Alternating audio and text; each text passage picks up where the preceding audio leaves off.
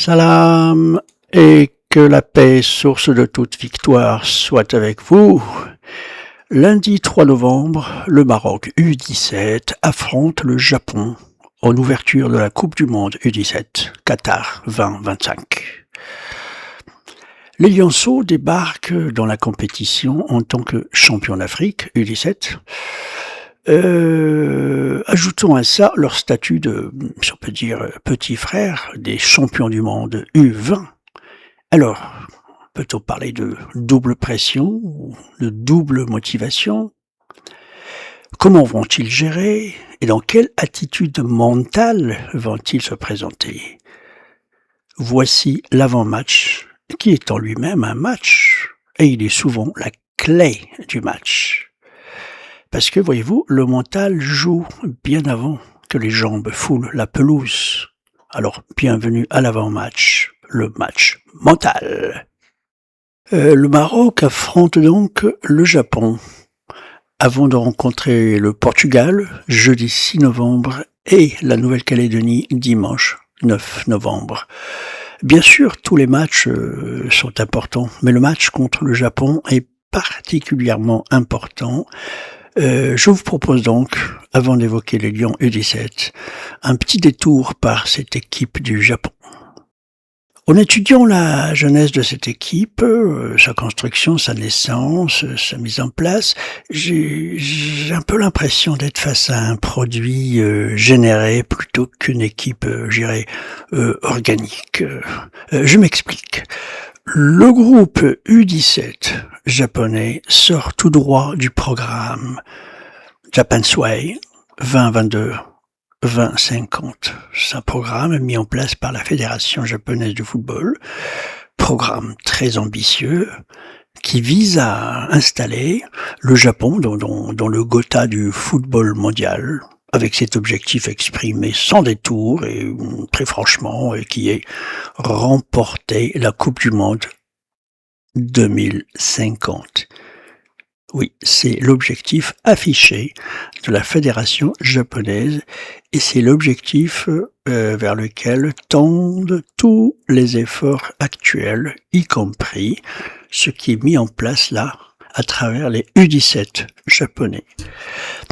Alors, ce programme sous-intitulé Blue Samurai est exposé dans un rapport de 55 pages, sans compter les alinéas, les renvois biblios et divers ressources citées. Donc, tout un programme. Votre modeste narrateur a passé quelques heures à étudier ce rapport et j'ai pas encore fini. Rapport très intéressant, sur plein d'aspects, très intéressants. On peut s'en inspirer. Toutes les fédérations africaines peuvent s'en inspirer. Il y a du bon, franchement. Il y a du bon dans ce rapport, dans cette façon de voir le football. Il y a beaucoup de choses qui nous manquent, nous, justement. Et j'y reviendrai en détail dans un épisode dédié au sujet. Et pour l'instant, je reste sur les U17.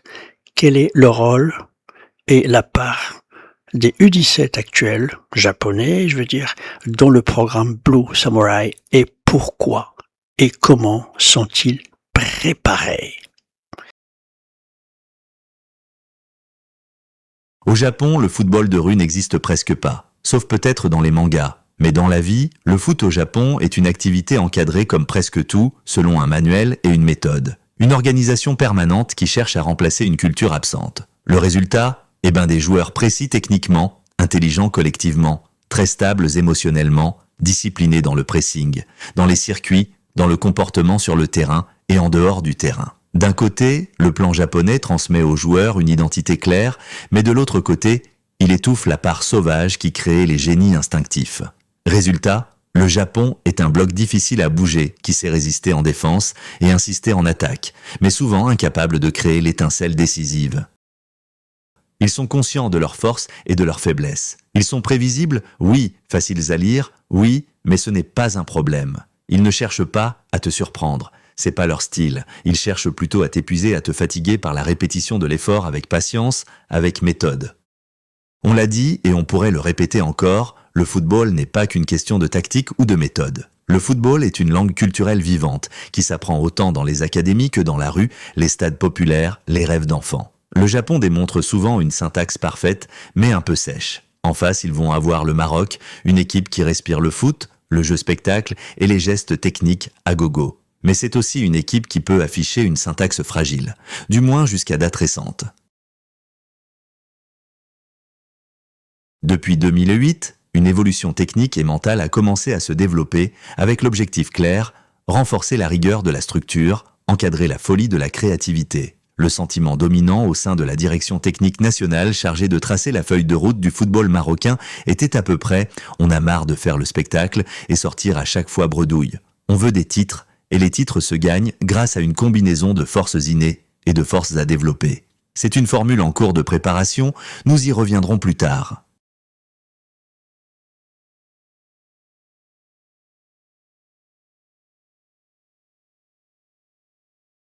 À 2 semaines de la rencontre, ainsi pourrait à la fois libérer les garçons et aussi dynamiter leur motivation.